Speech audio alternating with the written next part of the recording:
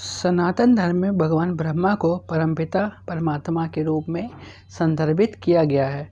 इसका अर्थ ये हुआ कि ब्रह्मांड में मौजूद सभी जीवित प्राणियों के मूल स्रोत और निर्माता भगवान ब्रह्मा ही हैं। वैदिक धर्म ग्रंथों के अनुसार भगवान ब्रह्मदेव दानव, मनुष्य सहित सभी सजीव और निर्जीव वस्तुओं के जन्मदाता हैं। वह हिंदू धर्म के मूल स्तंभ भी हैं और सृष्टि के 3 मुख्य चक्र सृजन, पालन और विनाश में से सृजन के लिए जिम्मेदार हैं। हम सब ये भी जानते हैं कि हिंदू धर्म में भगवान ब्रह्मा की अधिक पूजा नहीं की जाती। शायद यही कारण है कि हमें भगवान ब्रह्मा के बारे में बहुत ही सीमित जानकारियां हैं। क्या आपको पता है भगवान ब्रह्मा कहाँ रहते हैं या भगवान ब्रह्मा क्या करते हैं? ब्रह्मा का जन्म कैसे हुआ या ब्रह्मा की पूजा क्यों नहीं की जाती?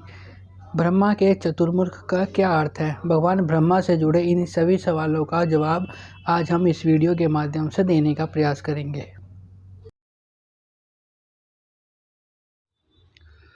हिंदू धर्म के अनुसार ब्रह्मा एक ऐसे देवता हैं जिन्होंने दुनिया और दुनिया की हर चीज़ की रचना की है।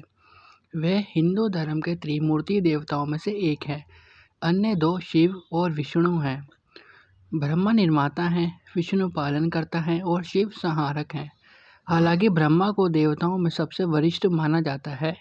ब्रह्मा को धर्म का पिता माना जाता है, जिसका अर्थ है धार्मिकता। माना जाता है कि ब्रह्मा ने स्वयं को बनाया है और इसलिए उन्हें स्वयं भू कहा जाता है, जिसका अर्थ है स्वयं प्रकट होने वाला। भगवान ब्रह्मा को पितामह, हिरण्यगर्भ और विश्वकर्मा के नाम से भी जाना जाता है। पितामह का अर्थ है पिताओं का पिता, हिरण्यगर्भ का अर्थ है सुनहरा भ्रूण और विश्वकर्मा का अर्थ है ब्रह्मांड का वास्तुकार।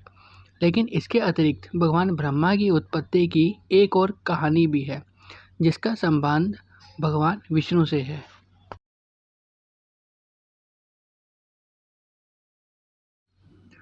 भगवान ब्रह्मा के जन्म से जुड़ी भगवत पुराण की कथा के अनुसार ब्रह्मा एक कमल के फूल भगवान विष्णु की नाभि से विकसित हुए थे। इस प्रकार उनका एक नाभ नभीजा अर्थात नाभि से उत्पन्न होने वाला भी है। ब्रह्म पुराण की कथा के अनुसार ब्रह्मा का जन्म हिरण्यगर्भ नामक सोने के अंडे से हुआ था, इसलिए उन्हें हिरण्यगर्भ या स्वयंभू भी कहा जाता है। वहीं स्कंद पुराण में देवी पार्वती को ब्रह्मांड की माँ के रूप में बताया गया है और बताया गया है कि ब्रह्मा सहित अन्य सभी देवी देवताओं और तीनों लोकों का निर्माण माता शक्ति ने ही किया है।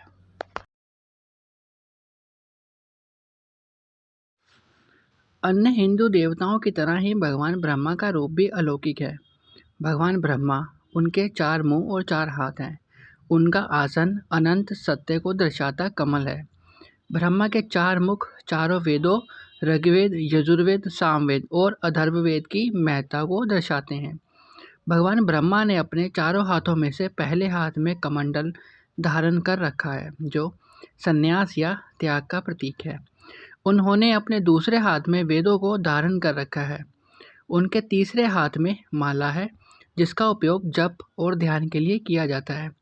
इसी के साथ उन्होंने अपने चौथे हाथ में कमल धारण कर रखा है, जो प्रकृति और सृष्टि की ऊर्जा का प्रतिनिधित्व करता है। भगवान ब्रह्मा का वाहन हंस है, जिसे सुंदरता और शांति का प्रतीक भी माना जाता है। ब्रह्म जो मुकुट पहनते हैं, वह सृष्टि के राजा के रूप में दुनिया पर उनके सर्वोच्च अधिकार को दर्शाता है।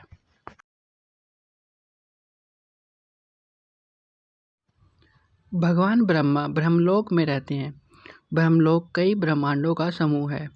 हिंदू धार्मिक मान्यताओं के अनुसार ब्रह्मलोक का एक दिन पृथ्वी के 4 अरब वर्षों के बराबर है। ब्रह्मलोक एक दिन को ब्रह्मकल्प कहा जाता है, अर्थात एक ब्रह्मकल्प 4 अरब माननीय वर्षों के बराबर है, जिसके अंत में पूरा ब्रह्मांड नष्ट हो जाता है।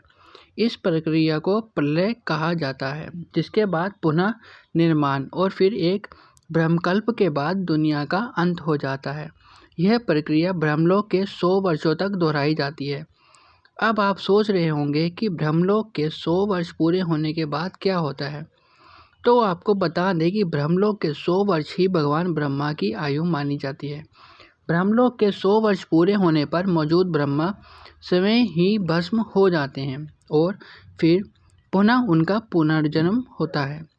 18 महापुराणों में से एक लिंग पुराण, जो विभिन्न चक्रों की स्पष्ट गणनाओं को दर्शाता है, हमें बताता है कि ब्रह्मा का जीवन 1000 चक्रों या महायुग में विभाजित है।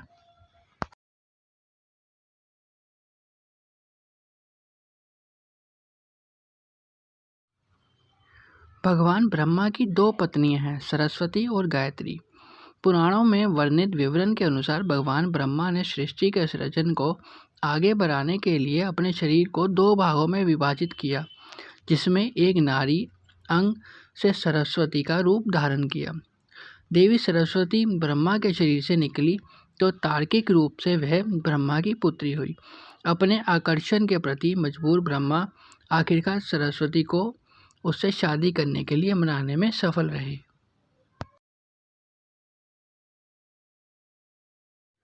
भगवान ब्रह्मा को विष्णु और शिव के समक्ष एक सम्मान प्राप्त है, लेकिन इसके बावजूद भगवान ब्रह्मा की घर में पूजा नहीं की जाती है। इसके पीछे का राज भगवान ब्रह्मा के विवाह की कहानी में ही छिपा है। एक कहानी के अनुसार जब भगवान ब्रह्मा देवी सरस्वती को विवाह के लिए मना रहे थे, तब माता ने क्रोध में आकर ब्रह्मा को घरों में नहीं पूजे जाने का श्राप दे दिया। इसके अतिरिक्त एक अन्य कथा के मुताबिक जब ब्रह्मा ने माता गायत्री से विवाह किया तो माता सरस्वती ने उन्हें घरों में नहीं पूजे जाने का श्राप दिया था।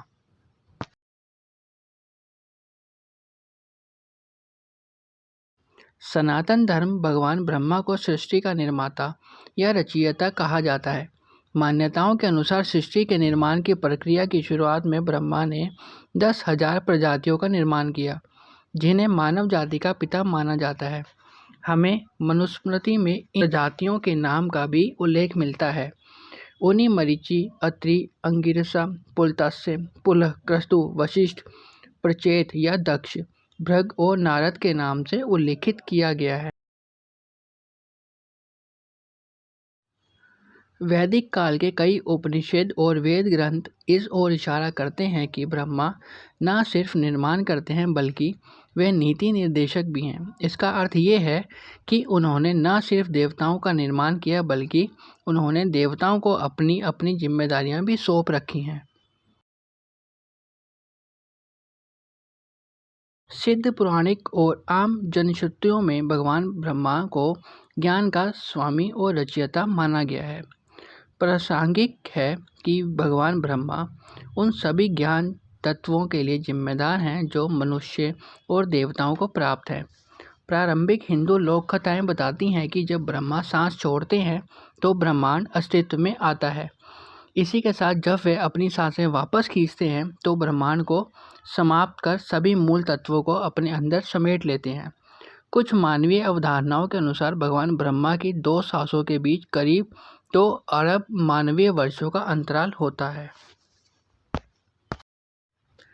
कहा जाता है कि ब्रह्मा ने ब्रह्मांड बनाने में मदद करने के लिए 7 महान ऋषियों या सप्त ऋषियों को बनाया था। हालांकि सप्त ऋषि को भगवान ब्रह्मा का मानस पुत्र माना जाता है, क्योंकि वे भगवान के शरीर के बजाय भगवान ब्रह्मा के मन से पैदा हुए थे। यह मानस पुत्रों वाली कथा निसंदेह ये दर्शाती है कि क्यों ब्रह्मा को सदैव ही मन और समझ से संबंधित माना जाता है। उपरोक्त कथाओं के आधार पर यह तो स्पष्ट होता है कि माता सरस्वती के श्राप से भगवान ब्रह्मा की घरों में पूजा नहीं की जाती। इसी के साथ आपको ये जानकर भी हैरानी होगी कि पूरे भारत में भगवान ब्रह्मा का सिर्फ एक ही मंदिर है, जो कि राजस्थान के पुष्कर नामक शहर में स्थित है। इसके अलावा थाईलैंड की राजधानी बैंकॉक में भी भगवान ब्रह्मा का एक मंदिर मौजूद है। कुल मिलाकर पूरी सृष्टि में भगवान ब्रह्मा के सिर्फ 2 ही मंदिर मौजूद हैं, जहाँ ब्रह्मा की पूजा की जाती है।